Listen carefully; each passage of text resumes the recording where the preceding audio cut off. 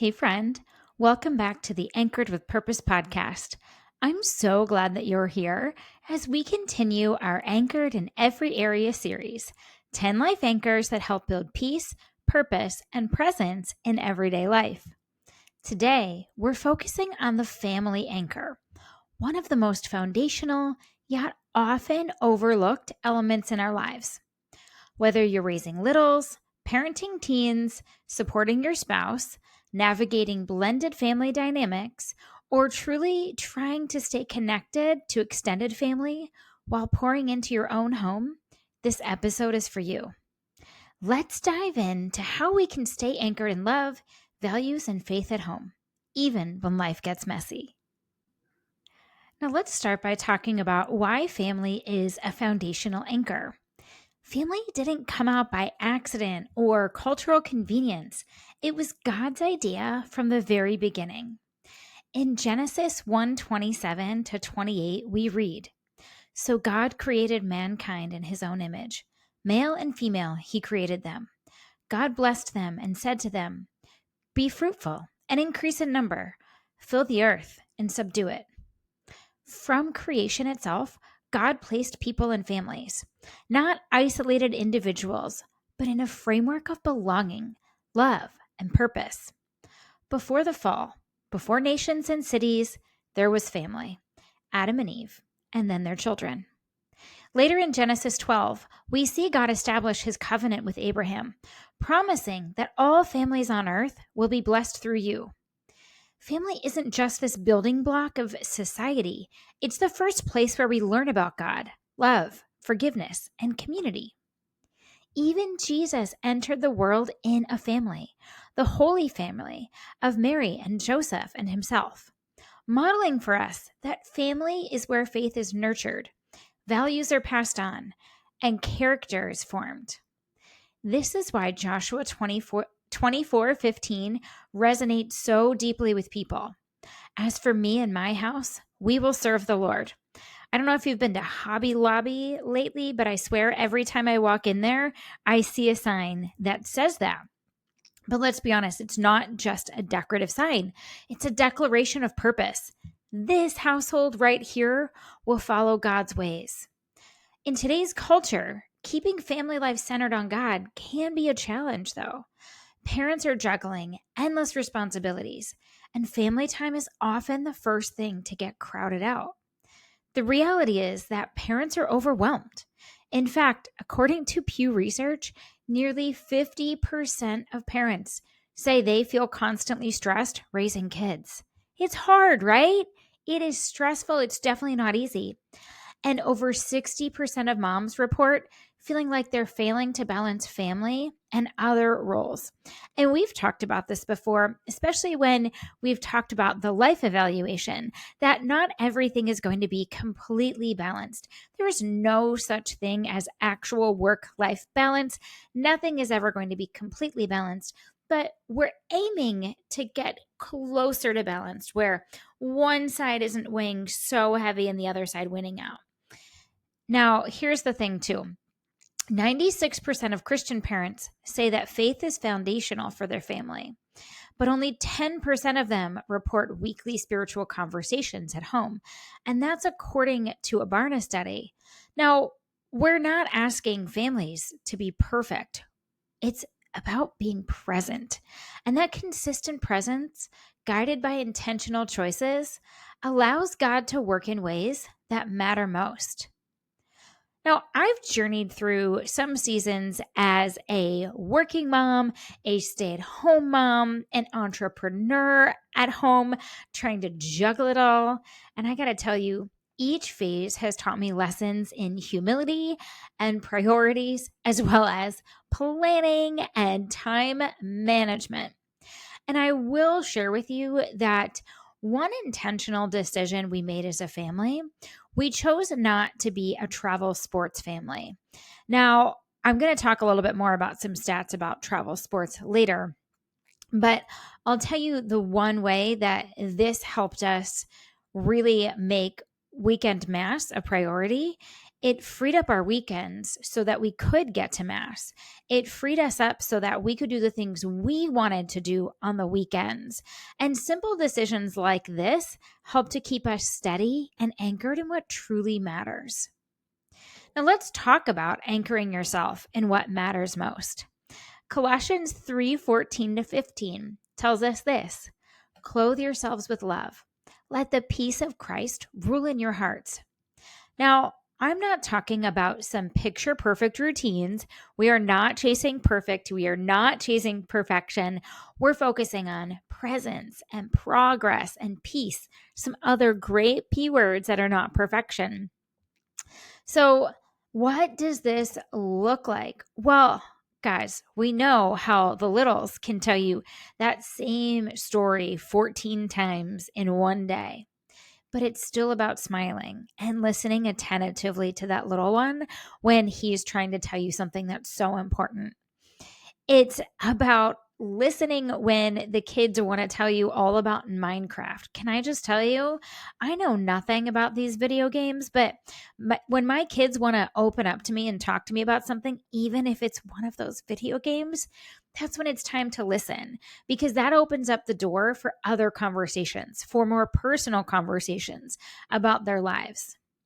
It's about having grace-filled conversations over the swept under tension. Look, sometimes raising teenagers is not easy, but we are not aiming for perfect, remember. So having some conversations and giving them grace rather just than constant, you're doing this wrong or that wrong, it helps to have those. And then choosing some connection moments. So whether it's regular family meals, game nights, or just some snuggle time on the couch over one more commitment. So this is where we are not great at family meals. I have admitted that on this podcast. That's something that we are working on. But we are really good at the end of the day, everybody kind of gathering on the couch, snuggling up, watching something together, just spending some intentional time together versus scheduling one more thing during the week. Now, how can you include some extended family in? Well, you can honor them while protecting some of those sacred rhythms of your immediate home. It's important to set some healthy boundaries with your extended family, while as long as you're keeping that foundational piece in your own home. We all know that extended families can sometimes be a little bit tricky. While we love them, they can sometimes bring in their own drama or their own stress.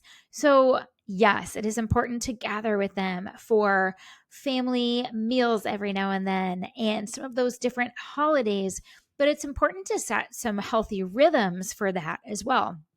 So, for example, one of the healthy rhythms we have around holidays. So, I grew up in Pennsylvania. That's where my whole family is. Jeff grew up here in upstate New York. This is where his family is.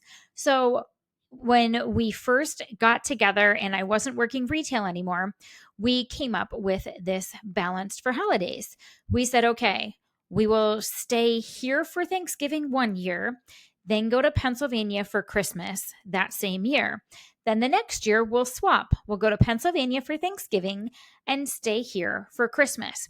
And we've been doing that every other year for the most part, with some exceptions. Of course, COVID was an exception. It was an exception when I was working for the church and couldn't leave. I had to work Christmas Eve Mass. But for the most part, that has served us well. It's allow us to spend time with both sides of the family without one side feeling like, oh, you always go there for Christmas or you always have Thanksgiving at your house. It's taking that time to balance it out.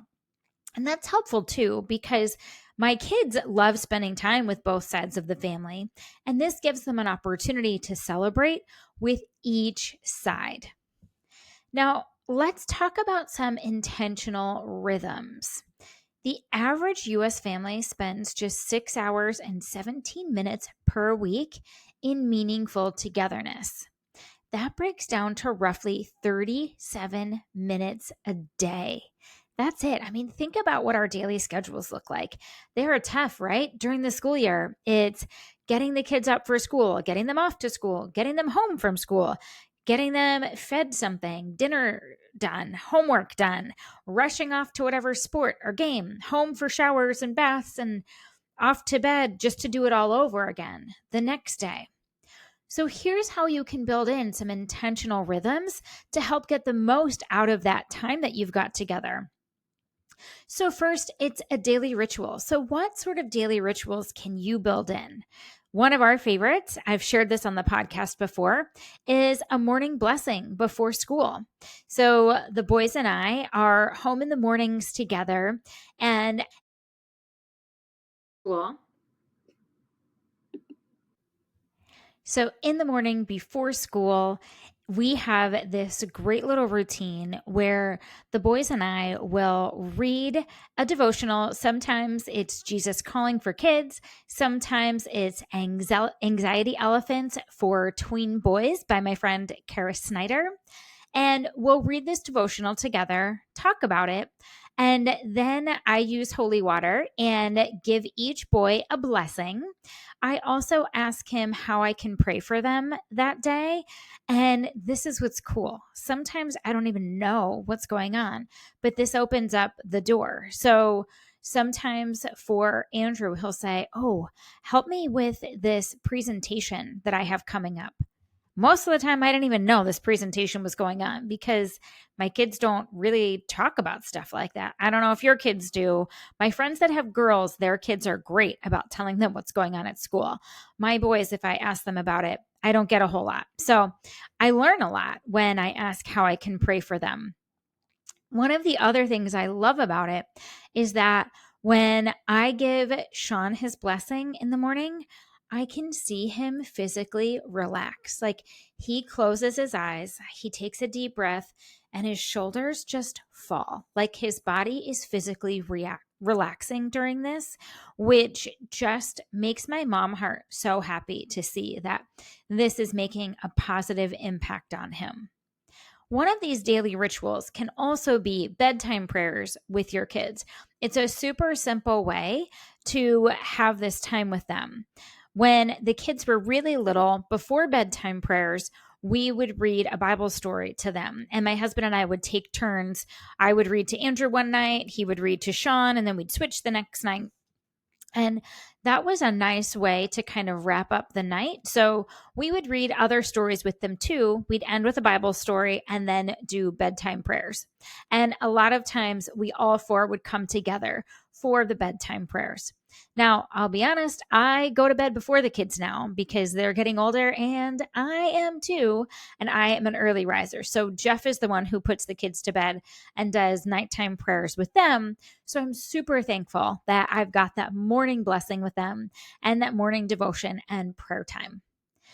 Some other rhythms can look like some different weekly reset moments. So, whether it is like having a family meal together, or going for a walk together, or just having some snuggle time, just makes a big difference. We try at least once a week to have family movie night or family game night. And it's just a great way for us to just spend some time together and have some laughs and get to talk together. Deuteronomy 6:6-7 tells us this: God commands, impress them on your children. Talk about them when you sit at home and when you walk along the road. Teaching your kids in faith doesn't need to be elaborate. It just needs to be integrated. One of my favorite ways of teaching my kids how to pray and how to be grateful is in the car. And we would every day on the drive to school, when the kids were in preschool, we would talk about what we were thankful for. And it started out very simple. It was, thank you, God, for this beautiful day. And then everybody would take a turn sharing what they were grateful for that day. Sometimes it was Andrew saying, I'm so thankful I got a new Shopkins this weekend, because he was really into those back then. And sometimes Sean would say, I'm really thankful I got a lollipop after school. whatever it was, like we would celebrate that.